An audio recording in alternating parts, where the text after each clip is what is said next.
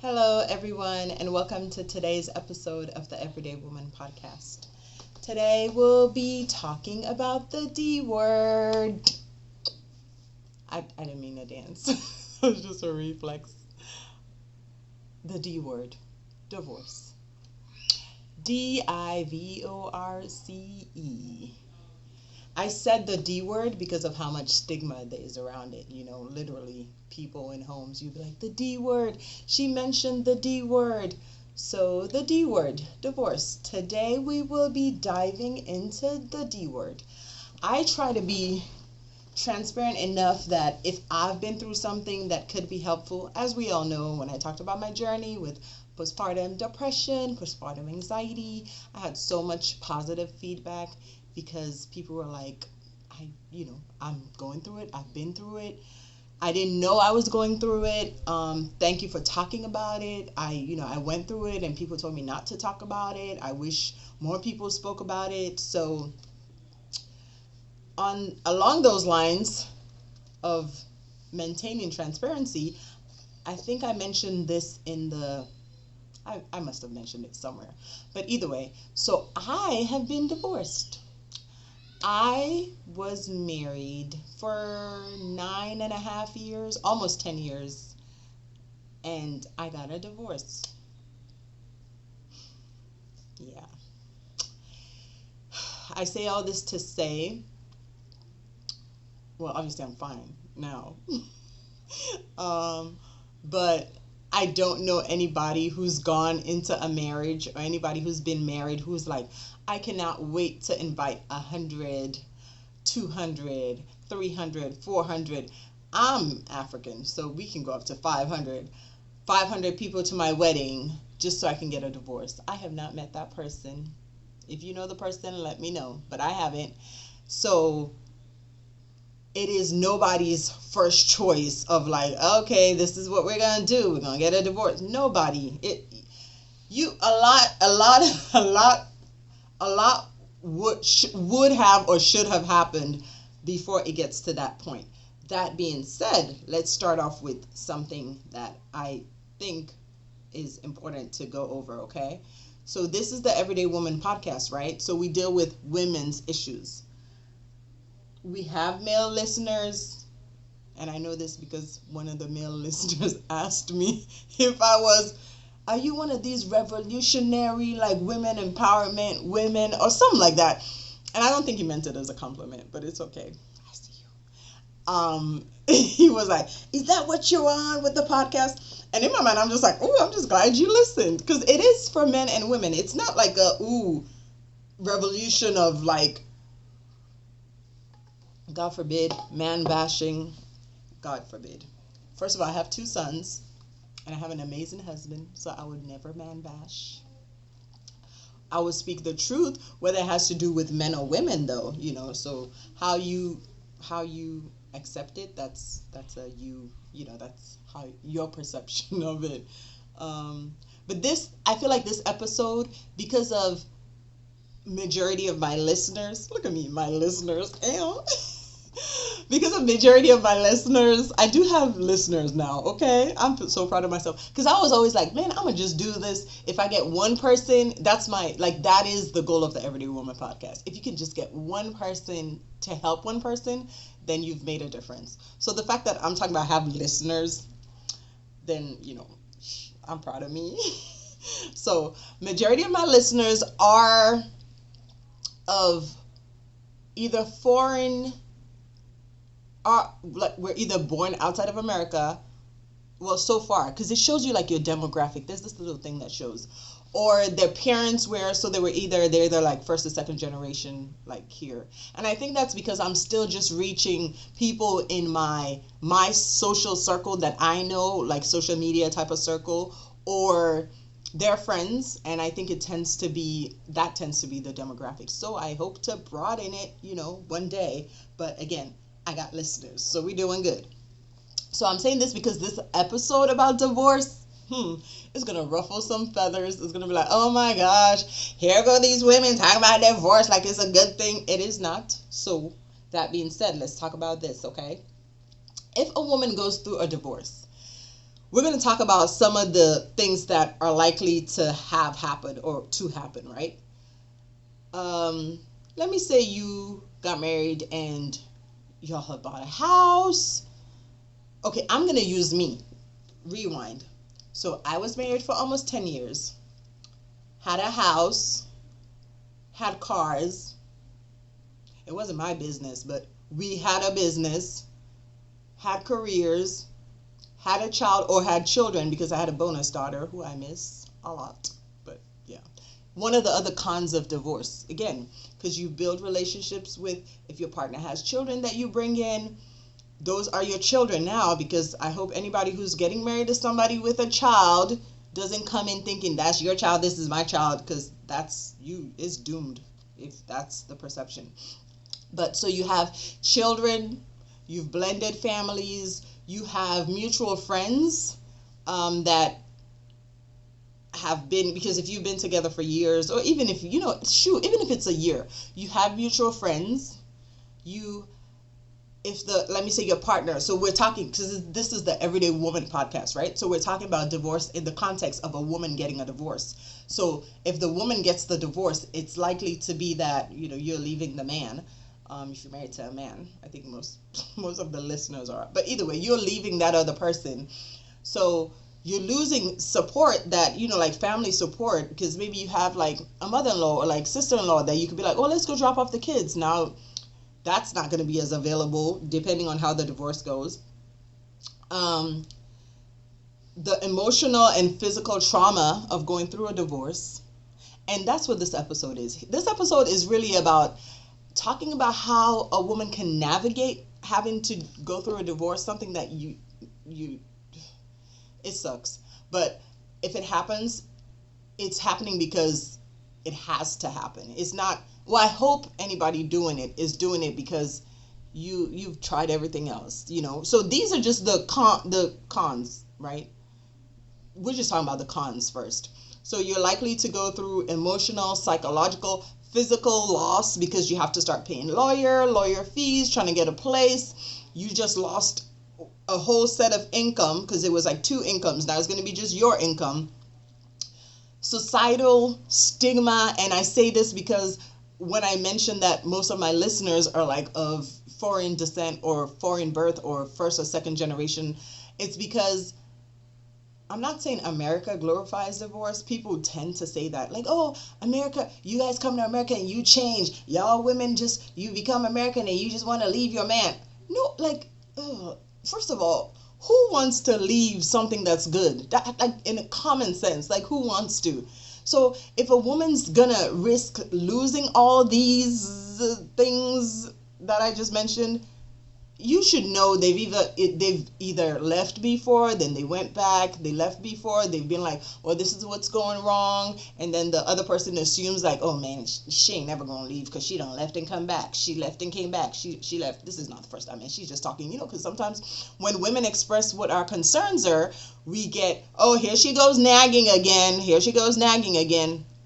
Okay, I'm gonna put this down first. Okay, let me say something.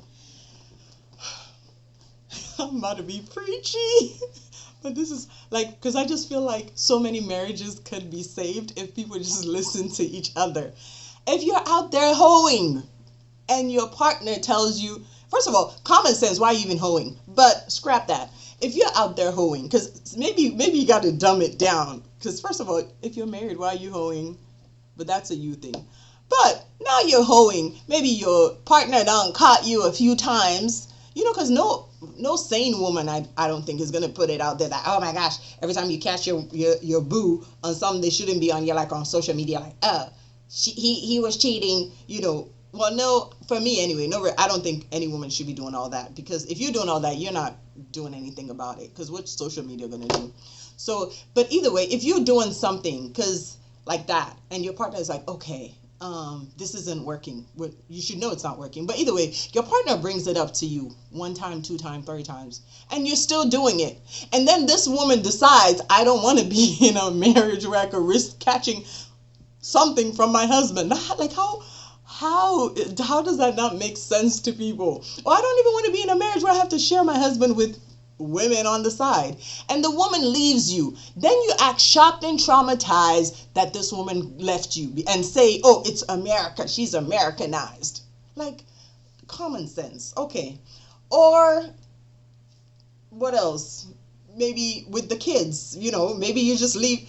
And then that's the other thing, right? We were talking about this one time, and I was talking to like some women, and it was like, we were talking, not some women, a lot of different women I've talked to about this, but we were talking about just how much a child, raising a child, how sometimes we feel, I'm saying we feel like maybe partners or spouses might not understand how much it takes either out of a woman or out of the mother, because the mother is the go-to. It's like you have to go to work, and this is, I'm talking about in America, right? You likely have to go to work, you have to pick up the kids, you have to do this, you have to do that, you come home, the kids come to you for everything. It's like, if some partners can just realize that, okay, if you notice mom shouting, like yelling too much, that's time for you to step in, dad. And not step in to be like, oh, we're scared of daddy's voice, we hear a bass and now we're like, not step in to yell at them. Be like, okay, kids, let's go to the park. Listen, your wife will love you. But I'm just giving free game to the men here, okay? Literally be like, boo, do you want to go out this weekend by yourself? First of all, that's if you're a good man who ain't doing no shenanigans stuff out there. Cause if you're kind of like suspect, you offer your wife like, babe, do you want to go out this weekend and by yourself? She's gonna be like, why? Why you need me to go out? What you want to do? So not that situation, but it's just like, I'm taking the kids out today, or like Friday she comes from work, but you've planned all of this, right? And then Friday we're talking divorce, and look at where I've gone. But stay with me. Friday she comes from work just tired of it, and you're like, boo, tomorrow the kids are mine. Do you want me to keep them in the house and you go out? Or do you want me to take them out, like to a bouncy house or something, blah, blah, blah, blah, blah, and you stay home? Brownie points again. But I'm saying this because just a partner being a partner, it makes so much of a difference in the relationship. Like, just because, and this is gonna, but this is, we're keeping it real here, okay? As a mom, and how much moms, I mean, dads love their kids too, but I feel like nobody's perfect in a relationship. Everybody has what they could work on, what they couldn't work on. But I'm saying, if the relationship is like shaky, because everybody's relationship goes through, it's never just smooth sailing. A marriage is never just smooth sailing. That's why I was mentioning all these things, to be like, if a woman is gonna leave or decide to like leave, there's so many reasons why a woman wouldn't want to leave, is what I'm saying. So I'm like, if you're gonna leave as a woman, make sure you're not leaving at a time when things are it's just, we're going through a phase. Do you get what I'm saying? Because they're just some basic things, like, if there's constant infidelity, now I don't know about that, your call. If there's constant disrespect, right? Again, I don't know. Again, your call. If there's abuse, that one I do know. Bounce. Like, for real, bounce. And if you have to bounce, and this person has, whether it's childhood traumas or whatever their reason is, and they decide to go seek help and blah, blah, blah, because you still want to save your marriage. If it has to be a trial separation, then do that, if it has to be like, he needs to seek, I don't know, anger management or whatever it is, but you don't want to raise your children. If it comes with moms, it comes down to like, you reach a certain point where you see your children seeing things happening that you're like, ooh, do I want my daughter to grow up thinking that this is how a man is supposed to be, or this is how a man is supposed to treat her? Or do I want my son growing up treating women like this, So whether you have a boy or a girl, the home environment and how you all talk to each other, how you treat each other, it has a lot to do with, it's going to affect how your kids deal with stuff in the future, right? So back to divorce. I don't even know how I steered off into talking about giving tips on like the relationship and how the man can get brownie points. But I'm saying, like, it's not just like infidelity or abuse now that people would decide to be alone for. I'm saying, because there are times when women are like, if I'm going to be doing all the work myself to raise these kids, like be the primary burden carrier, then I might as well just be by myself. And then now you have to split the responsibility if you were married, because it's going to be like, well, here's the custody arrangement or whatever. Then the dad has them on this weekend, the mom has it. Now it's like, okay, you had this person who was there and y'all could have just done it together. Now y'all don't got the law involved. I call it getting a divorce. I say you're involving the government in your love. That's what I was like when I was going through mine. I'm like, oh gosh, here goes the government in my love, because it was just like so many hoops and stuff, and you're just like, man, if only just both people could just come together and figure this out. But not everybody has that wisdom too, and not everybody realizes that nobody is your personal property. You can't keep treating people like shit, or you can't keep not appreciating what you have, or not being a good partner and expect that somebody's gonna, oh sorry, I just spit, that somebody's gonna stay around to deal with it. Like one life, it seems, we always say we only got one life, but we really only got one life, and we don't know when, it's in God's hands how long you're around for. Like, so do you want to just spend all that time miserable? Do you want to make sure you put your children, even if you're alone by yourself, and you have your kids see what health being in a healthy environment is, then you know you got to do what you got to do sometimes. Okay, so now back to this, right? So you've gone through let me say you're going through a divorce, or like we're talking about going through a divorce, because really I decided to talk about this because of, I feel like I navigated mine good enough. That's what I think. Okay, this is, oh dang, okay, so this is like 6 years later. I didn't even know it's been that long. But yeah, so this is about, literally, this is October, right? Yes, like 6 years later, uh, by the end of my marriage. So this is like 6 years to this day that I feel like I feel comfortable talking about it publicly, because I'm like, okay, I think I know what I could have done different, or what I should have done different, or what I did right. And again, if there's somebody going through it, or somebody who is thinking about it, or even somebody whose marriage is like you could, if you can, here's the thing, if you can save it, save it. Like, it's worth saving if both parties are on board.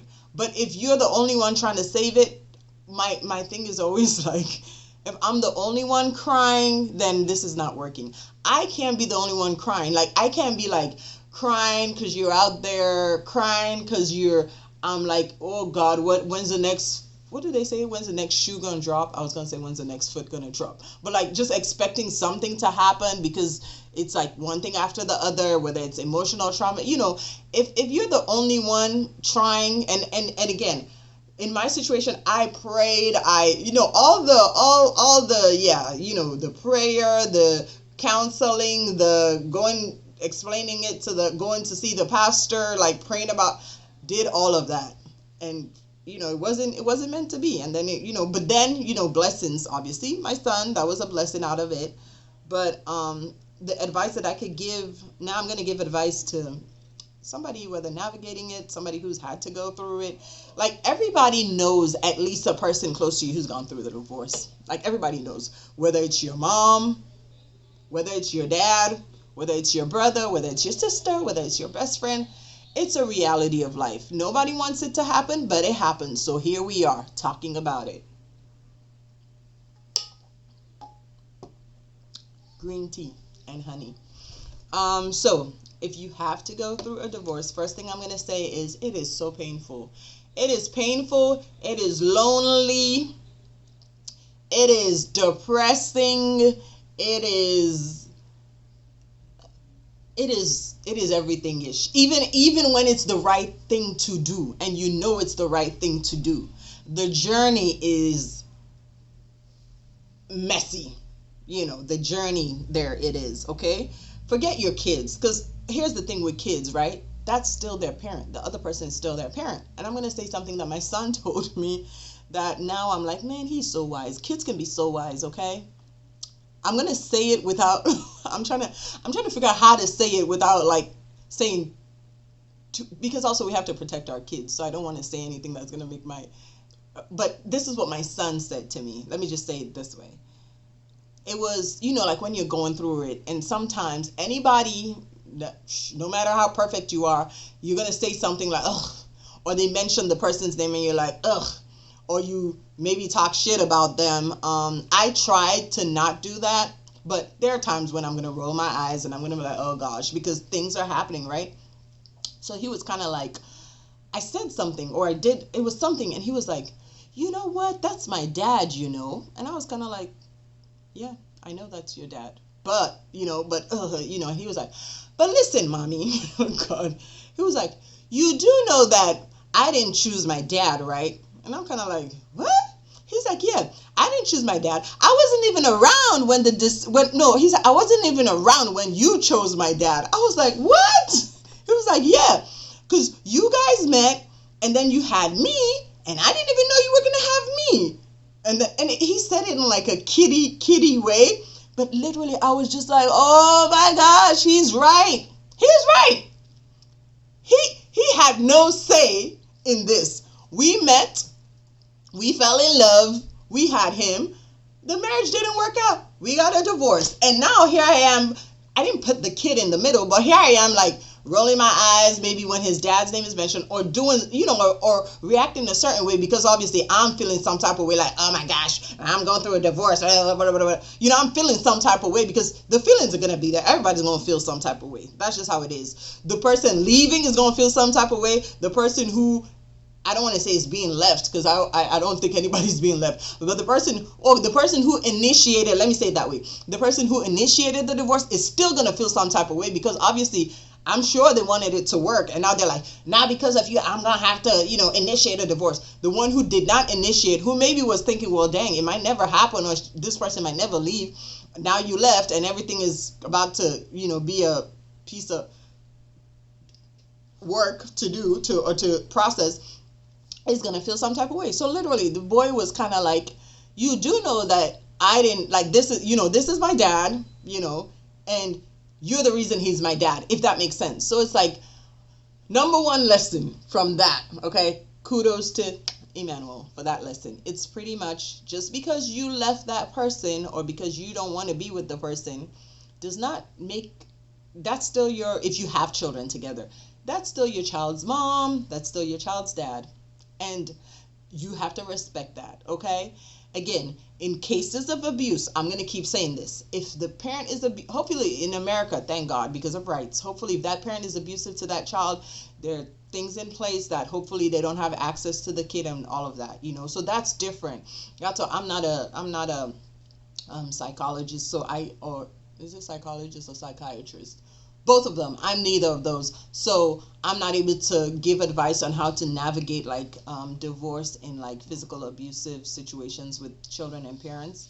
I don't have that much experience with that. So I'm going to just talk from my perspective. So if your child is safe when they go to their parents' house, as far as you know, they're safe going to their parents' house, then you have to respect that because they still have to have a relationship with that parent.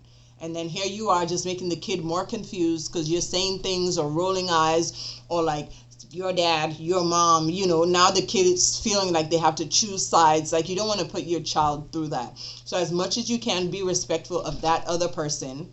Avoid saying negative things about them because you're just putting your kids in the middle of it. So you're the adult in this situation. So you're going to have to navigate your emotions because you're also teaching your child how to navigate situations they might be in that are not, not as ideal. Okay?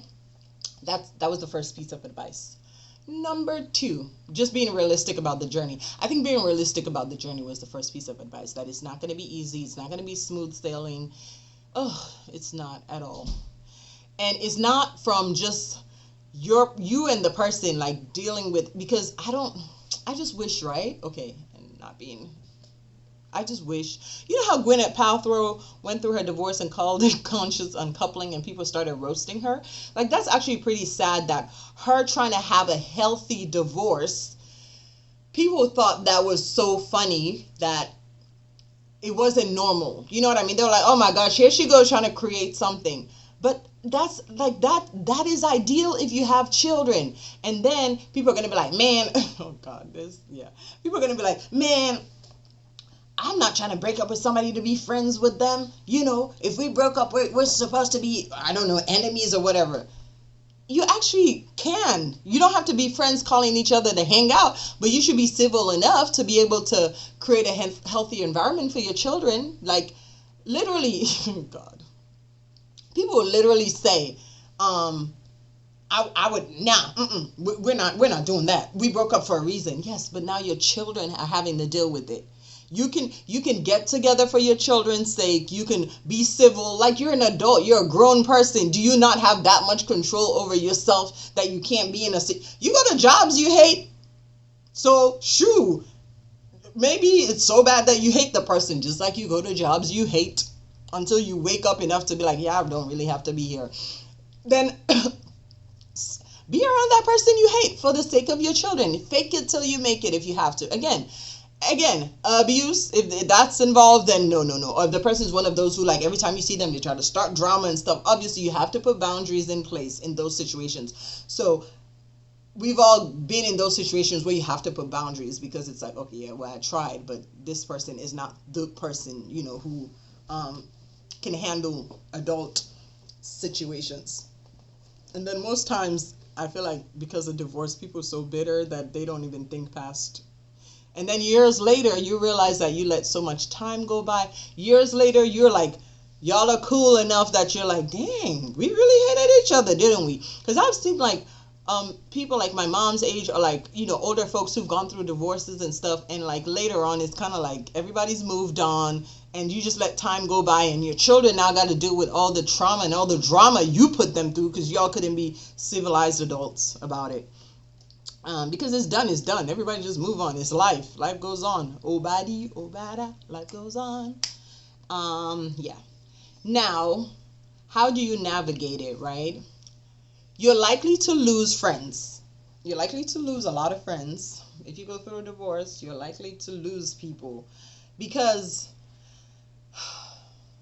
let me say your exes or the person you're leaving, right? Their family, right? Y'all were so cool.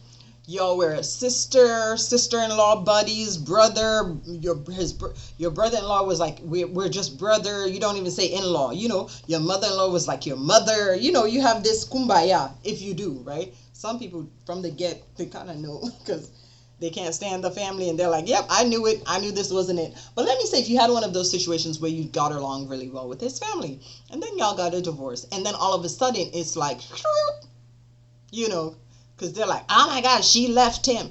Yeah, she left him because he did this. Yeah, but she should have hung in there. So all of a sudden, these people who were your sister, mother, brother, / we don't even use in-law, all of a sudden are on the other side, which the other side as in people feel they have to choose sides, right? So you feel like, oh, they said this, they did this, they acted this type of way, they didn't react this way to me, and we were cooler than this. Listen, be realistic, okay? That's their child. That's their child. That's their brother. Even if their brother is dumb, even if their son is dumb, even if their cousin is dumb, even if their best friend, whether it's friends, is dumb as hell and fumbled a good woman, that's still their brother, their friend, their cousin. So you really won't, because this man fumbled you, right? Or you think you're like, and I be telling the women the truth. You know what I mean? I be saying truth to women too. But you really, as a woman, feel like as a wise, smart woman, okay, right? Because women, we're the business. So you really think, as a wise, smart, sound-minded woman, that this man who, when you met him, all these people were in his life, right? Now you have decided to leave him because of whatever the reason is and start life by yourself, or start life with your kids and just co-parent if that's a possibility. But you expect all these people who are his people in his life to what? Stop talking to him, stop being his brother, stop being his best friend, stop being what? Because you were a good woman and they should come over to you to be what? Like what? They're supposed to push him to the side. Like, think rationally. They're gonna try to be neutral, hopefully, if they're, but eventually it's okay. You're just gonna have to cut your losses. It's okay. You're just gonna have to start over. You literally have to start from scratch. That's why I'm saying it's not the ideal for anybody. You just literally gonna have to. It is okay. It is what it is. It's painful. It feels like betrayal. I won't say it's betrayal because I feel like they're conflicted too. Because I'm a mom of boys now, right? I'm a boy mom, and I have a bonus daughter, but I'm talking about my sons, right? So as a boy mom, I'm thinking like, I hope I'm raising my children to be like, I hope to, with God's grace and like their parents and stuff, their dads, I hope to raise my boys to be like good, good men who blah blah blah blah. Somebody can still be a good man and just have not gotten to that point where they fumble a good relationship. Hopefully they learn from it. Or you could raise your children.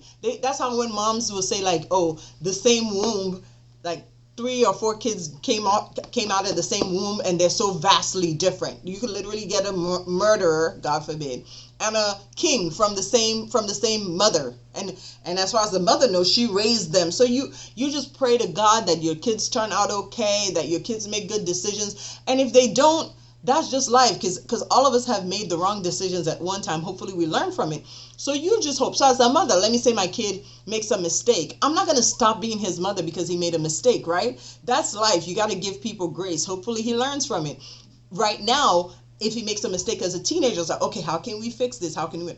But he becomes an adult. He's his own person. I feel like I've raised him enough. Even if he comes to me for advice, like, oh my gosh, mommy, he has a good woman, he fumbles it. I'm going to be like, because you could tell like in the relationship, if this person's like messing up and the family's like, man, you messed up, you could tell that they're trying to hold him accountable. But this is a whole adult. They cannot make him do right.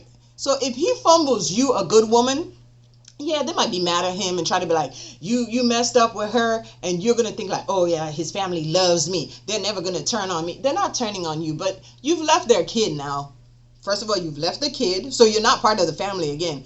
The kid is still their kid, so eventually they're just gonna have to be there for their kid. It doesn't the expecting that they're gonna be on your side, or like, oh, my in-laws ain't because they did this, they supported him during the divorce. That's their listen, that's their kid, that's their friend, that's their in-law. Sometimes even your own friends, your own family members become collateral. Is that collateral damage is what they call them? Because I'm guessing, because like in my case, it happened to me. I think some of them weren't willing to go through the divorce with me. So they were kind of like, well, you left him, we ain't leaving him. And some of them are still, they're friends there, but I moved away too, so that makes it a little bit different. But I had to, because I just wanted like a fresh start, like just so I moved like away, like to a whole different state, and just kind of just went from there. So I have friends from like who I had friends when I was married to my teenager. That's Emmanuel's dad. I have friends from there who I'm still friends with. I have friends from there who I'm no longer friends with. I have friends from there who are now just primarily his friends, and that's okay. So sometimes you're just gonna have to call your losses, and it is what it is. Shoot, sometimes even your own family is gonna be like, yeah, because I guess they were like, we ain't signed up for a divorce. You done brought this man to our life. Now you want to leave? Okay, you leave. We ain't leaving him, and that's okay. So I say this to say, whoever's supposed to be on your journey with you is going to be on the journey with you. Sometimes, and there's some who like, I even have some relationships where I, like initially when I went through the divorce, I kind of wasn't in touch because it was just a lot of, it can get messy sometimes with divorces, because people feel like they have to pick a side, or be like, oh, well, should I be on? So in my case, I was like, for my sanity, I don't want anybody to feel like they have to be on, there's no side to pick. So I just like zoned out. I was in my zone for a little bit, just focusing on like my healing, focusing on my child, focusing on things that bring me joy, to the point where some people felt some type of way. They felt offended, like, oh my gosh, you just cut us all off. But I had to look out for me and my kid, They didn't go anywhere. The ones who were supposed to come back in my life, they came back in my life, and we just moved from there. And the ones who were supposed to not be part of the rest of my journey, they weren't. And that's fine too, but we're still, there's no like, well, on my end anyway, it is what it is, and you just keep it going. So that's one of the other things with divorce. You have a lot of losses, whether it's friendships, whether it's family. It comes with a lot of loss. It's not just the person you left that the loss is. So consider all what I just said, and now think of what your child would have to go through. Because if your kids are older, they're starting a whole other. Whether if you have to move school, if you have to, again, I'm talking about my situation. Because some people get a divorce and they stay close and just it's an easier transition for the kids, hopefully, because they don't have to like move or go start a new school or whatever. So just think of that. You're navigating all of this, and your child is, and sometimes they don't even know how to express what they're going through. They just know like this is not. There's so much change at one time. Mentally, you're going through it as in like you're stressed. You're trying to keep your kid happy. You're trying to keep the issues, from like your kid having to deal with that. So that's that. A lot of losses. Another thing I would say is you have to tune out like the gossip, because there's a ton of that too. Like, oh my gosh, whether it's, oh, what happened, or oh, I like, oh, yours relationship was so good, or it looked good. I don't think anybody's out there talking about, because if you're going through something in your marriage or your home, you're trying to fix it in the home. You're not gonna go, no, again, wisdom. No wise person is gonna be out there talking about, oh, we have marriage problems. No, you're gonna try to fix it, because marriages have ups and downs. So you're like, okay, hopefully this is a down that we can fix, or we can, go like coast for a little while. So marriages have that. So the belief that, oh my gosh, marriage looks so perfect. Don't go off of that. Don't go off of social media. It's called curated content. So don't go off of that, because people literally will post whatever they want you to see. So you have to tune out like the voices, like outside voices, because there's going to be a lot of that. There's going to be people calling, getting feedback, taking it back over there, bringing it over here. So you have to be like, nah. Even if they start talking about, oh, this is what they do. Nope. Oh, yeah, let's just talk about something else. And sometimes there are people who do that, who you literally have to just stop talking to. And again, you have to. Because if you have somebody who calls you and by the end of the conversation, you're feeling some type of way, like you started off all happy, now they don't told you stuff that the person said or didn't say, or who said this, who did this, now you're upset at the end of the conversation. That's not healthy, And you don't even want somebody who's going to bring you news that's not going to, if it is, okay, if somebody's trying to like take me out, like hire, kill, whatever, tell me. If it has to do with my safety, my children's safety and stuff, tell me. But if it's just gossip, that this person said this, that person said that, no, first of all, where were you when you heard all this? Where were you? Because you were sitting there. If you're my friend, or if you're somebody who is like, who cares about my well-being, shut it down right there. Literally, as soon as they start saying, oh, did you hear that? Did you hear that? Shut it down. People should not even be comfortable talking. Somebody who's your friend, or you consider your friend, they shouldn't be comfortable. You should have created such an environment that they know not to bring any chitter chatter to you around somebody who's your person, let alone for you to collect it and come back and tell the person, this person said this. No. So that's the other thing. The hearsay, you're going to have to let that go. You have to avoid the hearsay. I also recommend therapy. You know how we feel about therapy out here in the Everyday Woman podcast streets. And if you're going to go to your doctor for a physical every year, please do therapy. Therapy is, listen, it's like a checkup for your brain, mental health checkup. So I'm all for therapy. I'm all for healing. I'm all for doing things that bring you joy. I'm all for doing, sometimes just sit in your mess, and just, sometimes you think like, oh my gosh, I was such, because, okay, I'm, again, transparency, right? Because I thought, when you go through a divorce and stuff, you're like, oh my gosh, this person fumbled me. Yes, obviously, duh, look at me, I'm a fumble for anybody. But let's be realistic.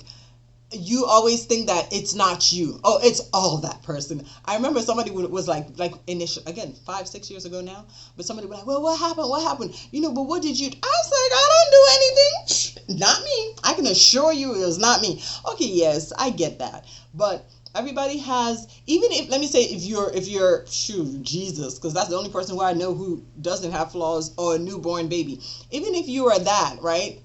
As life goes on, you accumulate bad habits, or even if you, and also, or you could be in such an unhealthy relationship or a toxic situation that you develop toxic coping mechanisms, that now you're in a healthy relationship and maybe you're used to using those.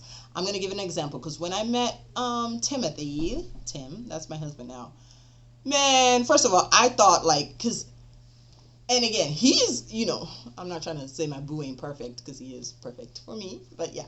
But I'm saying, like, when I met him, I'm not saying like he isn't perfect, because he is. But okay, let me stop. But what I'm saying is, like, when me and him, like, if we had something that was gonna be like a like a what's the word? Why am I saying discord? Disagreement. Yeah. So if we had like a disagreement, everybody had, like, we both brought in coping mechanisms from previous relationships that weren't the healthiest, right? His is, he's not, he doesn't do confrontation, and he's trying to be respectful. So his will be like just shutting down. Mine will be like, when you shut down, then I'm like, why are you shutting down? Now I got to talk about it. Now I got to talk about it. And then mine was because in the past, I just, after a while, I was like, oh, what's the point? So I just started, like, things that were bothering me, I wouldn't address it anymore. I just started, like, accumulating it, or what do they call, suppressing it? Like, you just bottle it up. So I just kept bottling up things, because I'm just like, well, this is my coping mechanism, or like a survival mechanism, because it's like, well, bottle it up and keep it going. So it's like I went from bottling it up to now I got to talk about it. So like we're talking about it, and like his is in the past. I can't say, I can speak on his behalf, and he's not close by. But I'm thinking maybe in the past, well, not maybe, in his past, he's had confrontation and he did not like that. So now he's like, I'll address this when I'm more level headed. Me, I've bottled up in the past, so then now I'm like, oh no, we gotta talk about it. No, we gotta talk about it. So you see, everybody brings in their own whatever you've in the past. So it took us a while to be like, okay, just because we're talking about it doesn't mean it's like a fight. We're not having a fight. We're not having to. We just talk about it, and so see, it took us time to figure that out. So what I'm saying is, that's why I'm like, therapy is good, or talk therapy or whatever, because it also helps you figure out, even though you thought you were the diamond in the rough in the previous relationship, then it could also let you realize that, okay, no, there are things that I need to work on as well. Or maybe you have like issues with codependency. It's like, why did you stay in something that wasn't working for so long? Was it because you just didn't want to be alone? Yeah, that's codependency issues. Or people pleasing, like, oh, why did I do something sooner? Oh, because I was like, what would people say? What would people say if you went through a divorce? People are going to say you failed, so there are things that, just going to therapy, talking to somebody, it helps a lot. Just so you're ready, if you want to go back into a relationship after, like, you're all healed up, then so you're ready for that.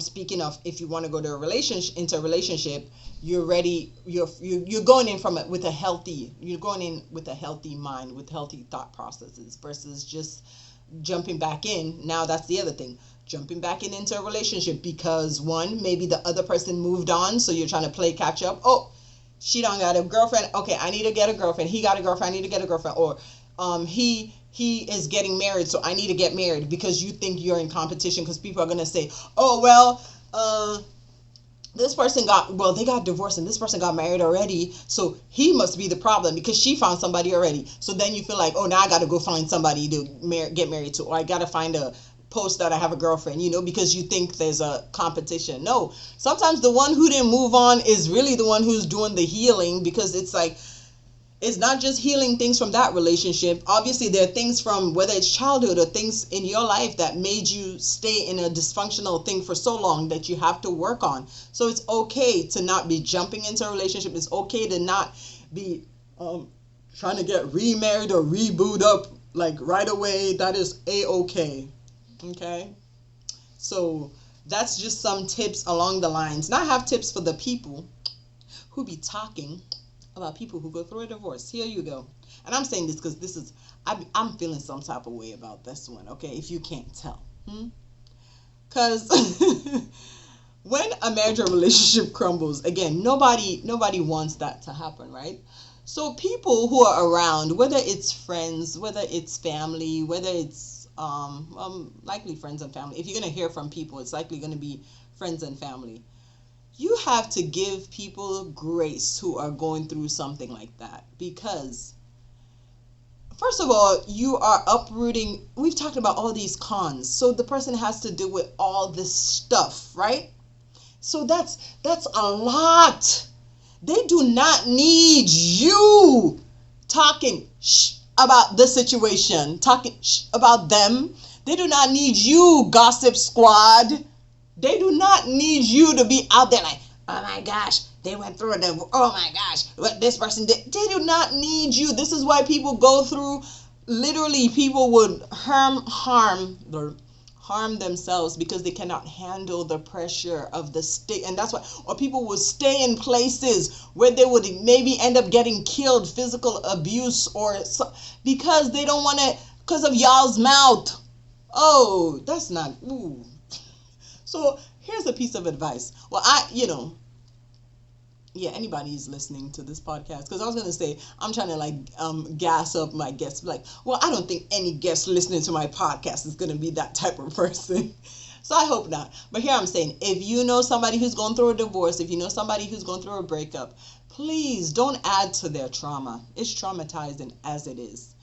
Don't add to their trauma by judging, being judgmental. If you can be there to offer support. Help them to watch the kids. Be neutral if you can. But if we talked about the situation where, like, if it's your family and you're a person, offer support where you can. But I'm talking about the bashing. This person, like, they found each other and fell in love and got married or whatever. And even if it's not a divorce, this applies to just a breakup in general.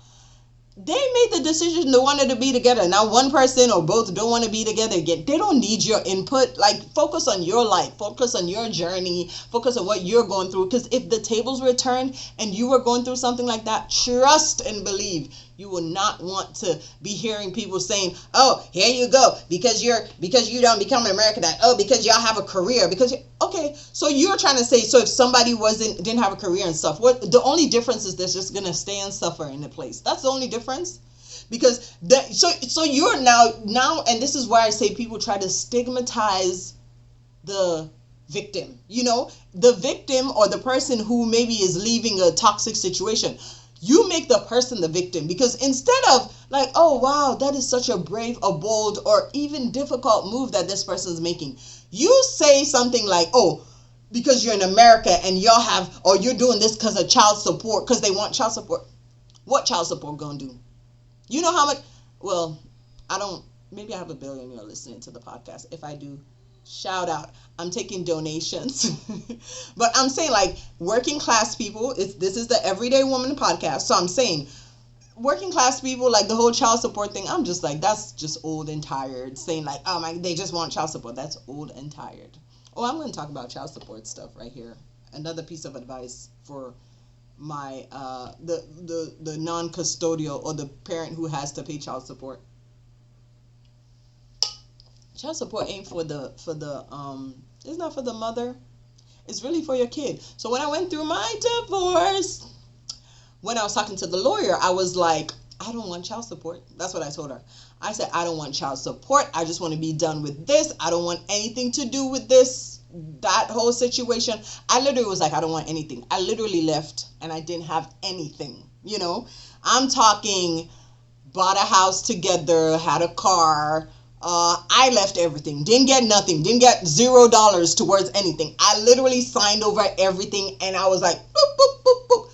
Done. So that's how done I was, right? To the point where I was like, I'm not getting anything. I literally came I started in Georgia. I literally came here with my child with $200, and that was it. I started off with $200. Thank God for angels who he put in my life, who helped to lift me up to like get to where thank God I am now. But I didn't want anything. I was like, I don't want child support. And then the lawyer was like, oh no, this is not your choice. I was like, I don't though. I'm like, God will provide. That was my thing. And then the lawyer was like, it's not about you, it's about the child. And I was kind of like, what? She's like, yeah, because the courts want to make sure that if your child was living in a home with their parent, having food and blah, blah, blah, you're losing income and stuff, which is true. Now you're in a 1-income household. That child needs to be taken care of. So even if it's, I don't know, let me say the range. I don't know what the range for child support is, but I'm going to go to the low maybe I'm thinking maybe it could be 300 for some people on the low end. I think because I we watch paternity court, so I've heard people say like $300 or something. So maybe 300. So let me go up to somebody who makes like, I don't know, maybe if you make six figures. Or you see, it's a lot of things that determine child support. It's determined by the income, I guess the amount of costs you have. Okay, I'm just gonna give a range. Let's say 300 to 1,000. Let's do that range, right? For a working class person, let me say between 300 to 1,000. If this person has to pay mortgage or rent, rent is definitely, let me say you and your kid or kids, that's like at least a two-bedroom. Rent can range from like 1,500 to even 2,000. Right there, it's not even paying the full rent. That doesn't include car note, if they have a car note, buying gas, buying food. So the thought that people would say, man, is my child support money that's taking care of? No, it's not. It is not. And so the lady was like, it's not about you, it's about the child. And I think, not I think, and I know it's different. I don't even know how we ended up with child support, but I'm getting somewhere here. It's different when if you're not married, if you're just breaking up versus when you're getting a divorce. Because when you're getting a divorce, again, the courts, the government is in your love. So there are things in place which it makes sense where the other parent is expected to take care of their child. If you were taking care of the child when you were with the mother or when y'all were together, why do you think you just, because the person doesn't want to be with you, so your child has to suffer? That doesn't even make sense, you know? Where I'm from, Sierra Leone, right? And I don't know if it's different now, but I remember like when we were younger and stuff, if our parents like our parents' friends, yeah, our parents' friends or our friends' parents break up, guess what? The woman just leaves. She leaves. She leaves the kids with the parents. I'm like, that's kind of badass, right? The mother literally just leaves and like the kids stay with the dad because there wasn't anything in place as far as child support and stuff. And like the dads would be like the primary providers and stuff, because the moms will stay home. Now more women are working, but like back then, or where we grew up anyway, like our dads were like the primary breadwinners. If the moms worked, it was because they wanted to. So like if our friends' parents broke up, we'll just see their moms gone. They're there with their dad. So their dad would either hire a nanny to take care of them. And the dads had some coins, because it was a bunch of engineers and it was it was a mining company, so they had enough funds to shoot. Even if you're not that rich, listen, in Africa, you don't have to be rich to be able to hire help. Oh God, I missed that. But anyway, so what I'm saying is, so the dads would either remarry, and that's how the whole stepmother, because I'm like, oh gosh, here, and some of the stepmoms now have to raise the kids. So some dads would just remarry just because they wanted a wife to raise their kids or whatever, and then, or they'll hire a nanny. So like that's not a thing in like African countries. As far as I know, the child support thing is not a thing, because honestly the men do take care of their kids, because the woman comes in without a child, and if she decides to leave, it's not even set up for the woman to leave, because if the man's the primary breadwinner, if the woman's not really making much money, and the stigma, being married is such like a thing. It's like, oh, you're married. It could be the shittiest marriage in the world, but you're married. So being married is such a thing that some women would never leave just because they're married. Then they'll lose their Mrs. title, and the Mrs. title brings respect with it. So there's that. But also, just sometimes financially, the culture isn't set up, because they'll be like, why would you leave? You have a house, you have a this. And I got a lot of that too. It was like, why would you leave? Y'all had things good. Why would you leave? So those stigmas there transfer over here, that people, if a woman leaves, they say, oh, because America has made y'all not value whatever. And it's always on the person who leaves, or the person who decides this is not healthy. It's never expectations put on like the person who maybe is being what's the word, unfaithful, or being abusive. They expect, so it's like the victim is the one who is victim bashing. You're the victim, but no, it's like, no, why would you leave? So imagine that much pressure that a woman would have to deal with. That it's like, oh God, please. I have so much more to say about this, but I just was like, I need to talk about this today, because I was thinking about it. I'm like, you know what, I don't think I've talked about like divorce. I mean, nothing much to say about my divorce personally, because I feel like I I did most of these things. I maneuvered, I navigated it. It became like a mess at one point, and I knew I just had to sit down and be like, hold on, like, where's this coming from? Is it a me thing? Is it external factors that I have to eliminate or have to put on pause to make this like journey as healthy as I can, because it was already a mess. It's never like, oh, this person left, so that means they're happy that they left. No, you're not happy. No one wants to break up their home. No one wants to put their children through that. If I pray to God I never go through that ever again. In Jesus' name, amen. But nobody wants to go through something like that. So my point is, if your woman's nagging, as you say, or your partner is saying things that, if a woman's talking, it's because they want to fix it. Once a woman stops talking, they're done with you. So you should be very afraid when they stop talking. So if they're talking and acting like just fix it. Like, just listen, dude. Again, I'm talking to dudes because this is the Everyday Woman podcast. So, but if any man listening, or any woman, just put your dude down so he can watch this. Like, if your woman is saying these things, it's because she wants to fix it.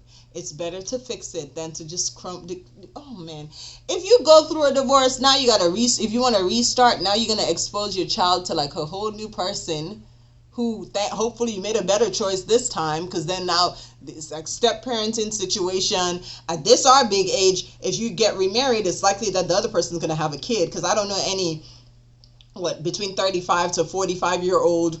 The ones who don't have kid, it's not a lot. So it's like, now you have to like blend families. That's a whole situation, because now you're not just dealing with your partner, you're dealing with their children's parent, who could be sane or cuckoo. In my case, so I call myself a professional stepmom.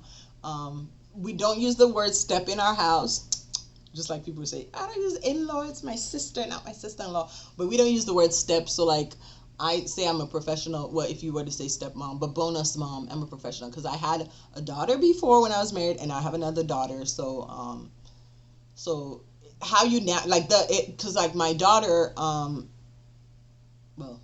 my daughter before, she was 2 when I met her dad. So literally, I was in her life for like 12, because we dated for like a year, then got married, and we're together for like 10 years. So like, I was in her life for like 12, 13 years. So imagine you have a child who is your child at this point, well, or you think is your child, and then you have to like leave them. That's like a lot of trauma, even right there. So like, for me, it was like one of the biggest losses for me, the relationship with my with Emmanuel's sister, because then it's like, out of respect, you kind of like, because some people are like, oh yeah, but people have healing to do, so not everybody is willing. It's like, oh well, you left me, no, you don't get to be in touch with my kid, or you don't get to, so everybody is different.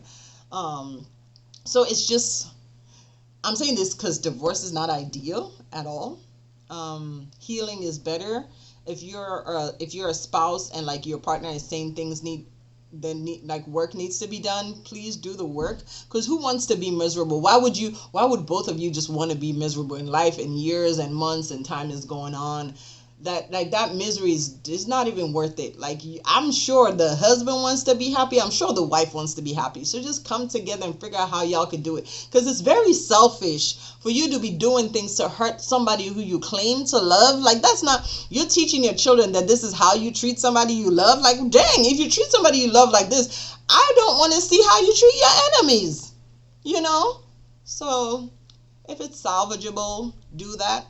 If it's not, you gotta love you, because then it's like, if the person says, this person's like, they love you and they're doing all this shitty stuff, dang, what about you? Do you love you? Because there's a lot of not loving each other going on there. He don't love you, you don't love you, because you're putting yourself through it, but again, divorce is not the first option, but I'm here to say that if you do have to do it, there is life afterwards. There is so much ahead, that if you're with somebody who doesn't appreciate you, or doesn't appreciate what you bring to the table, or doesn't love and care for you, or hold your heart, cannot guard your heart. Like, you should be able to trust this person with your heart.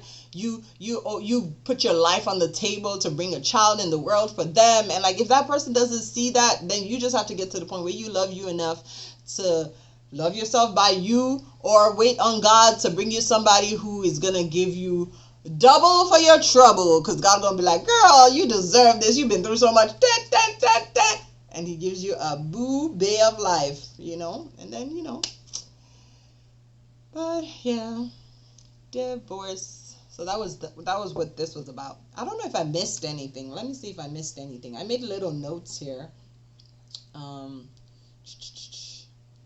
Yep. Let me just go over it real quick. Okay, so we talked about the cons of divorce, life changes, routines, losses to your kids and their routines and friendships and stuff, loss of friendship, mutual friends, family support that you lose. Even if the ex was shitty, sometimes they have a good family, or sometimes their family is shitty too, whatever. But I'm saying you lose at least some support. You lose financial support.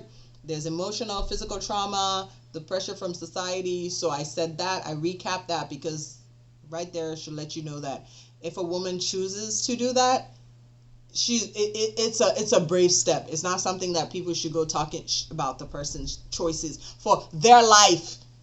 Oh, like, the world would be so much better if people just mind their business. Honestly, it comes down to it, because especially with social media, I'm like, man, people just need to really just mind your business and walk your path in life, because karma is if you talk about people all up in people's business, listen, when karma comes to bite you, it bites you real, real, real hard.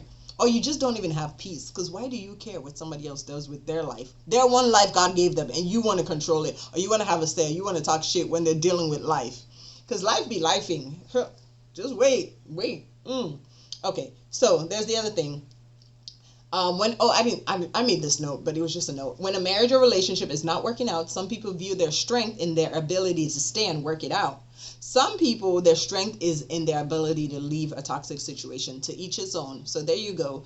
This is not a pro-divorce. This is a navigating divorce, because it happens. And whatever your strength is, that's on you. But just remember, you have one life. Your children see what type of environment they're being raised in, and then that's what they think love is. So that makes a difference. So please, please, we talked about no one gets married saying I can't wait to get a divorce. So that's not a decision that should be made lightly. Be realistic about loyalties. Even if the people say they're not loyal to anybody. It's just the reality. It's just the way it is. Because if you're a mother and your child, when they grow up and become an adult, get a divorce, even if you're mad at them, you could be mad, but you're not going to disown your child. So the as a woman, the way you're looking at whichever, whether it's the man's mom or let's just say the mom, because as a woman, that man, she's such a hypocrite. She's so this, she's a, the table, when we get older and life starts happening again, like when our kids are going through stuff like this, then you're going to be like, dang, because then, God forbid, your kid goes through a divorce. Now they're telling you that you're the hypocrite mother-in-law, and you're going to be like, dang, yeah, because are you going to stop being your kid's mom because they went through a divorce? No. Even the person being left is hurting too. So just because they were not a good husband or they were a shitty partner and they got left doesn't mean they're not hurting. They're going to hurt too. So as a parent, when your child or your son is going through a divorce, yeah, you left the man and like, you're like, yeah, but that man is still going to hurt. They're not going to not hurt. They're not going to just shake it off and be like, okay, on to the next one. They're still going to be hurt, or they're going to be angry, because some people, it's not really hurt, more like maybe anger or like embarrassment that you left them. So they feel like that's why sometimes they're angry at you, because you didn't sit and deal with their shit. You left. Yeah. So sometimes that's what they project. That's why sometimes the whole thing just becomes so toxic, because then all that, yeah.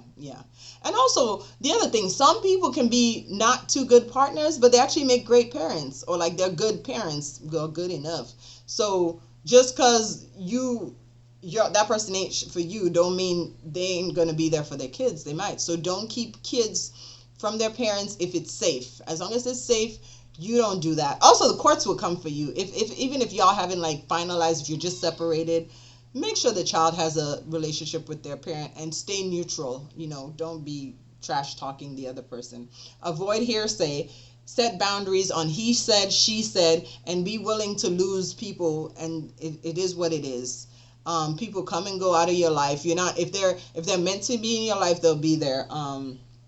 It's okay to not be okay, even when the decision you made was the safest one. So even though you're like, oh, I know I made the right decision, it's still gonna suck. And then pray about it. Pray about your choices that you make, and before you do it, pray about it. Um, After you do it, pray about it. In the middle of it, pray about it. I would say seek God's face. Have the right people around you, even if it's just a limited amount of people. You want the right people, the right support system around you. And that's the advice I have for somebody who is going through a divorce, or somebody who's